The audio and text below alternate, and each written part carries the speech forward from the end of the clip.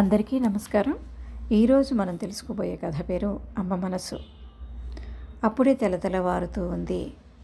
తెలతెలవారుతూ ఉండగా రోడ్డు పక్కన హైవే మీద కార్లు, బస్సులు, లారీలు అమితమైన వేగంతో అటు ఇటు వెళ్తూ ఉన్నాయి. విపరీతమైన వృధా.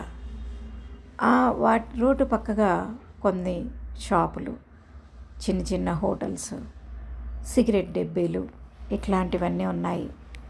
అదే సమయంలో ఒక పసిబిడ్డ ఏడుపు రోడ్డు పక్కనే ఉన్న చెత్తకుండీ పక్క నుంచి వినిపిస్తోంది. కారమనే ఆ శబ్దాన్ని విని రోడ్డు మీద నడుచుకుంటూ వెళ్ళే వాళ్ళందరూ అక్కడ చేరారు.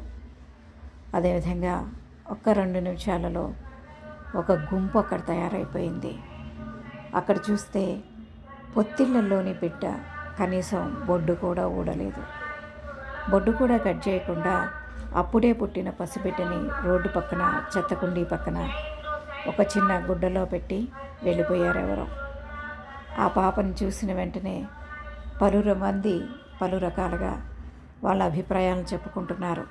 కానీ ఎవరు ఆ పాప దగ్గరికి చేరి ఆ పాపను పొత్తుల్లో తీసుకోవడానికి ఆలోచించట్లేదు. ఆ పాప ఆకలితోనో కొత్తగా ఈ ప్రపంచంలోకి వచ్చిన ఆ వాతావరణ పరిస్థితులను తట్టుకోలేకనో ఏడుపు మిన్నంటిపోతోంది. అదే సమయంలో అడుక్కుంటూ ఒక ముసలావిడ ఒక చిన్న పాపని చేత్తో పట్టుకొని అడుక్కుంటూ కొట్ల దగ్గరికి వెళ్తోంది. అదే కొట్ల దగ్గర కూర్చొని కొంతమంది మాట్లాడుకుంటూ ఉన్నారు. ఎవరో రోడ్డు పక్కన ఆడపిల్ల పుట్టిందని పారేసి వెళ్ళిపోయారు. ఆ పిల్ల ఏడుస్తూ ఉంది. ఎవరు దగ్గరకు కూడా తీయడం లేదు అని చెప్పుకుంటున్నారు పెద్ద మనుషులు. వీళ్ళు కూడా ఆ పాపను దగ్గరికి తీద్దామనే ఆలోచన ఉన్నవాళ్ళే కాదు.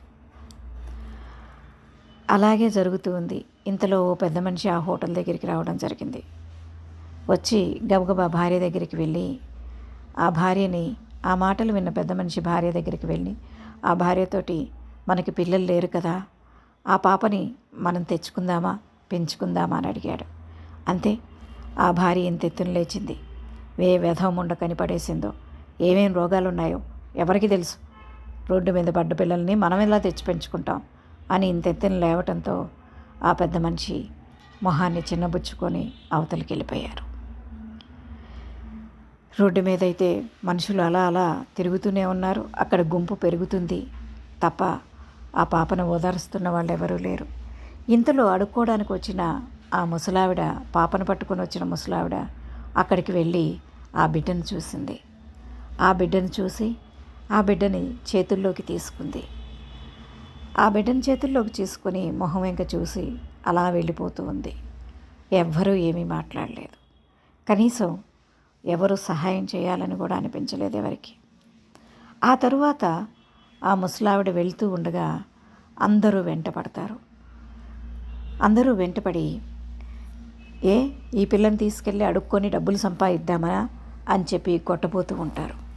ఇంతలో ఒక 5 ఆడపిల్లలు పరిగెత్తుకుంటూ వస్తారు. చేతిలో పుస్తకాలతో అప్పుడే స్కూల్ నుంచి వస్తూ ఉంటారు. గవర్నమెంట్ స్కూలు వదలడం జరిగింది. ఆ స్కూల్ నుంచి వస్తూ ఉంటారు. వాళ్ళు పరిగెత్తుకుంటూ వచ్చి, కొట్టకండి, ఈవిడ దొంగ కాదు, మా అమ్మ, మమ్మల్ని అందరినీ కూడా ఇలాగే తెచ్చి పెంచుతుంది. మా అమ్మ మమ్మల్ని అందరినీ చదివిస్తుంది. మేమందరం స్కూల్కి వెళ్ళి ఇప్పుడే వస్తున్నాం, అంతేగాప్ప మా అమ్మ అలాంటిది కాదు అని అంటుంది.